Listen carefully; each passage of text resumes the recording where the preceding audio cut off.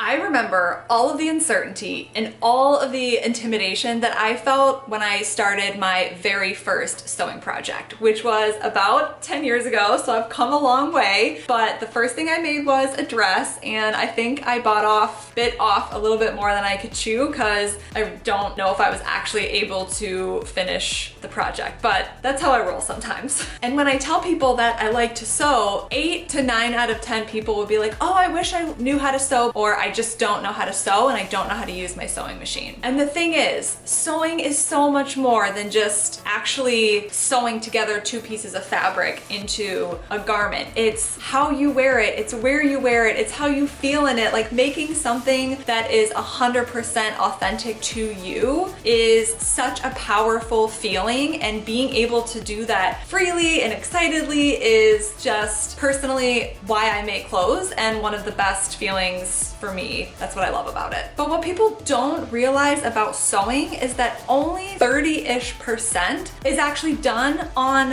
a sewing machine. 30%. I remember my first project coming home from the store. I had my fabric, I had my pattern, I had everything I needed, and I thought I was going to sit down and my mom was going to teach me how to use the sewing machine, and that couldn't have been farther from reality. There was so much prep work to be done ahead of even starting to use the sewing machine that you can start a project today and not even have to learn the sewing machine, so you can carry that excitement and momentum with you. Making a piece of clothing starts with finding your fabric and pattern, which is my favorite part, is dreaming all the ideas up. So pattern, fabric, all the supplies and like elastic or zippers and threads that you're gonna need, and then pinning, and then ironing. Lots and lots of ironing. I'm telling you, there's lots of ironing involved when sewing. I feel like I am almost ironing more than I am sitting at my sewing machine most of the time. So let's start learning all of the steps that need to be done ahead of time before you actually start using your machine, because most people get intimidated by it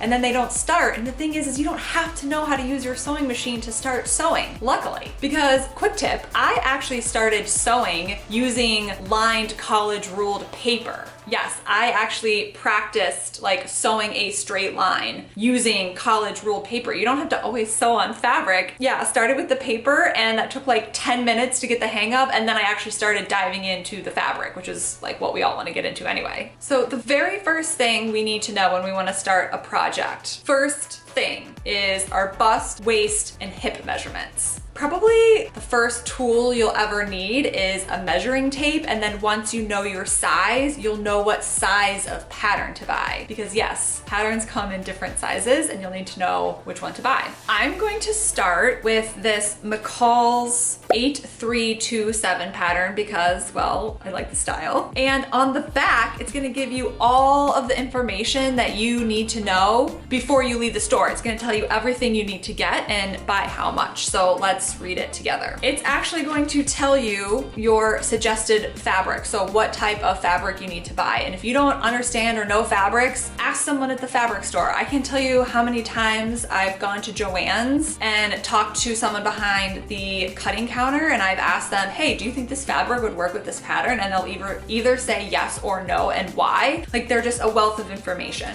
It's also going to give me the rest of the materials that I need, which is listed under Notion. So in this particular pattern, we need 3/4 yard of 3/8 inch wide elastic. Like, honestly, that's probably the most amount of math you're gonna have to do, is like telling someone else fractions. And I just find the elastic at the store. It's at Joann's, it's at Hobby Lobby. Like, it's all packaged. It tells you the width of the elastic, it tells you how much of the elastic. And if you don't know which type of elastic to use, again, ask the people behind the counter. Like, they know what they're doing and they know what they're talking about. I lean on them heavily.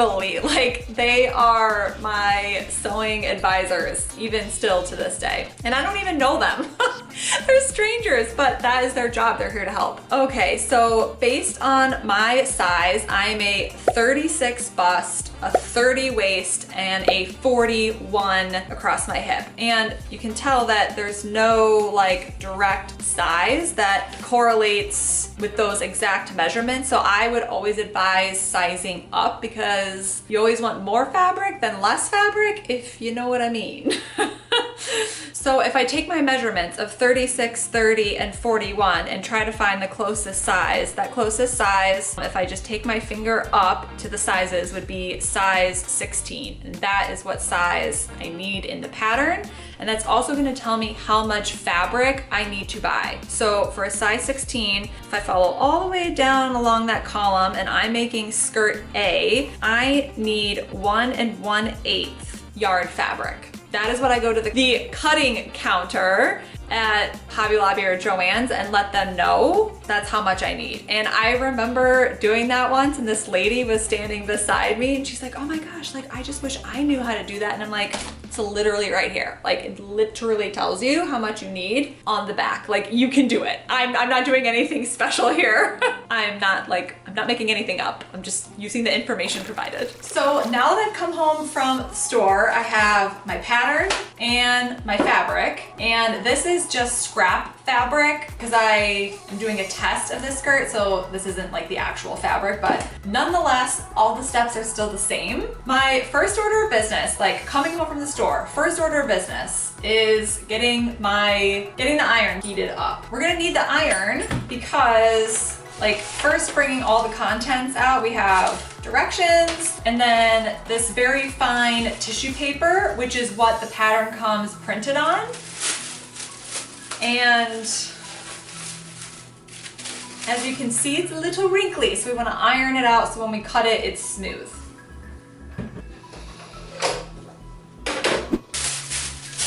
Yeah, working with this tissue paper is not like the easiest. It's very like large. Yeah, there's like 3 more papers of this. You don't necessarily have to iron to get it flat. Like, to be honest, I was the type of person when I started, I just wanted to like dive right in. But like sometimes, I don't know if you can see this, but like it can be wrinkled and then throw off where the lines connect. So that's why I iron it smooth. And there you have it. We have officially started the project and haven't even used our sewing machine yet. When I open up the directions, this is the first page that I'm gonna start with. And in fact, I'm actually gonna start in this bottom corner because it's gonna tell me what pieces go with which skirt. There's 3 different skirt options, 1, 2, 3, and I'm gonna make A. So I go back here to figure out which pattern pieces I need for A, and I went and circled all of them. So 1, 2, 3, 4, and 5, and those are the pattern pieces that I'm going to cut out. Each pattern piece is labeled, so 3, like I know that this is one that I need. Each has its own size. And I'm gonna cut out size 16. That's the one that I already measured. So 18, 20, 22, like I'm just literally gonna cut along this dotted line and not worry about anything outside of it. This pattern definitely has some awkward shaped pieces. I will definitely admit that. This pattern actually has a good example of why I iron. If you can see here, like the line is not straight to cut. It's just a little whopper jawed, but if this were ironed out, it'd be a smooth line. And this is what my scraps look like. You can see that the higher sizes I'm not even worrying about. I just kept cutting along that 16 line. Yeah, it gets a little dicey sometimes, like the line where the lines all merge together, but obviously just do the best you can. I definitely remember being a beginner sewer and wanting everything to be perfect and freaking out about the littlest slip of my scissors cutting, but when it's that close, like you just gotta keep moving on. Once I have all the pieces cut out, then we're ready to cut them out on the fabric. But the fabric itself is probably also going to be a little wrinkly. So once again, we are ironing. I told you there was gonna be a lot of ironing, and I bet you not a lot of you believed me. And coming from experience, it definitely helps having flat fabric or unwrinkled fabric to work with, because cutting out a pattern piece on wrinkled fabric really can mess up the proportions. It's kind of one of those things where you do it once and make that mistake once and then you never do it again.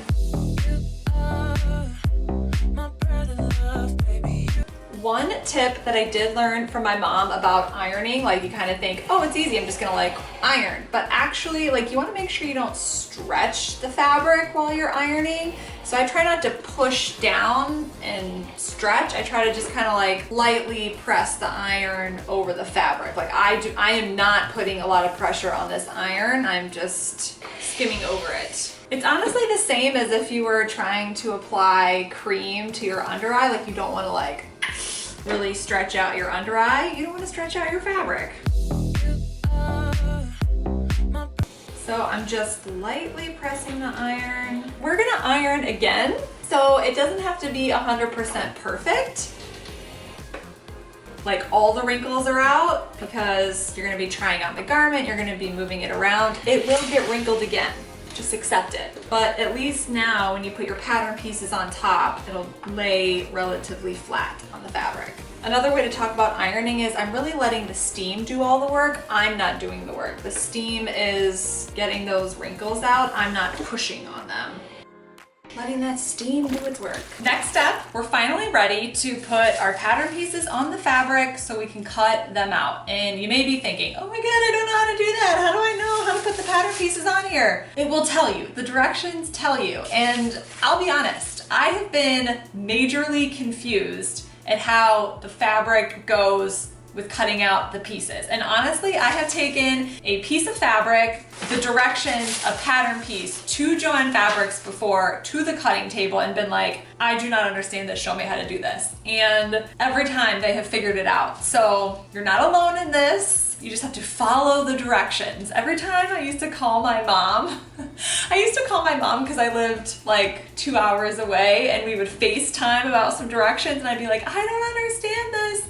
And she'd be like, Meredith, just follow the directions. And honest to God, like sometimes I read the directions and I don't understand, but once I'm actually working with the fabric, you just follow the directions. It's even nice and labeled. It says cutting layouts and it gives a little key over here, like right side of pattern. So this is the right side of pattern because it's white, wrong side of pattern. You can see that this is dotted like the wrong side of the pattern over here, right side of fabric. So here we have the right side facing up versus the wrong side. So everything is going to be cut with the right side facing up. And yes, there is a certain direction that your fabric needs to go. This is very important. First of all, it tells you which pattern pieces, like it helps you lay them out on the fabric and where. And the where part is very important. You can see up here, it says salvage. Each of these layouts, it'll have a layout for each of the 3 skirts. Like it says salvage, salvage, salvage, salvage, single thickness, meaning it's 1 layer. The salvage is the like somewhat finished edge. Like this is a raw edge. This is the salvage. It's got like this furry end here. Based on the directions, 1 salvage is on one side and 1 salvage is on the other side. So I would just open this up and lay out my fabric, and then I would start putting my pattern pieces in this layout on top. You also might be wondering, like, what am I supposed to do with this wrong side of the pattern? It literally means that you have the right side of the pattern and you turn it over. So it's 1 continuous piece. Like I have this piece number 4, it says to have it this way to the salvage. I'm literally just going to turn it over and cut it as 1 continuous piece. This is not 1 piece. It's this piece plus this piece is 1 continuous cut. I've got one of my pattern pieces on here and you can see here's my salvage is right here at the bottom, and the only marking that I'm concerned about on each piece of the pattern piece is this called the grain line, and it is labeled right here. It says grain line. It's even on some of the pieces, like on the directions, it'll show you like where the grain line is on each piece. And we want this grain line to be equal distance the entire way to the salvage. Like this prevents warping and making sure that the lines and the weave of the fabric is lined up to the pattern. So still need our handy dandy measuring tape. And I just measured from the end of the grain line down here is exactly 12.5. And from here to here, I actually need to make it 12.5. 1.5. And I just pin each end, and I'm gonna do the same thing like even throughout the middle, like to make sure that it is, and I might have to just adjust the fabric a little bit, but 12.5, 12.5.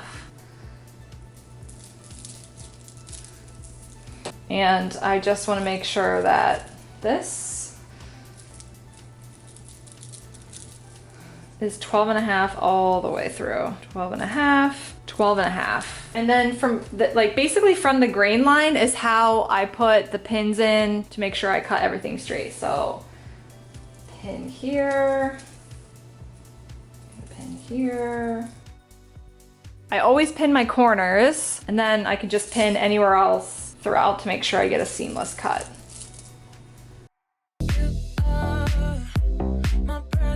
Once I have that secured down, we're finally ready to cut.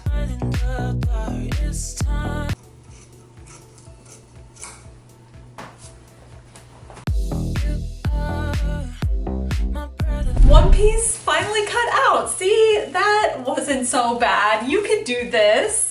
The only special thing that you need to consider when cutting is cutting out the notches. And you're like, Meredith, what the heck is a notch? Well, this is sewing term, like on patterns. If you can see here, like there's this little triangle, and I, when cutting, outlined it with a triangle. And this helps me to know where to line up this pattern piece with another pattern piece. So when cutting, I'm not paying attention to anything else on the pattern besides cutting out my notches here, and both up there. They're not pretty, but they're notches. Okay, on to pattern piece number 3, which has this little confusing duo. Well, here's what it's gonna look like in real life. I've got my pattern piece right side up. This is the selvage, and what I'm gonna end up doing is pinning it down, cutting it, and then flipping it over so it's one continuous piece. I also know it's supposed to be like that, is it's marked to say center back on fold. It's just not showing it on the fold. I guess I could go like this. My other option is I could also just cut it like this, which I think is what I'm going to do because I think it's easier. Another nifty little trick with pins that my mom taught me is to kind of grease them up a bit to have them slide in easier. Just rub it in your hair and then pin, baby, pin. See, we've done more pinning and cutting than we have any sewing. Like this is just, and during all this time you can take breaks. Like through all this time, you can take breaks, learn your sewing machine. I definitely did not know it was gonna take this much time to get started, but honestly, I feel like cutting out pieces of fabric and pattern is somewhat therapeutic. Here we go. I mean, this is honestly my version of Netflix and chill. Like, this is how I chill out.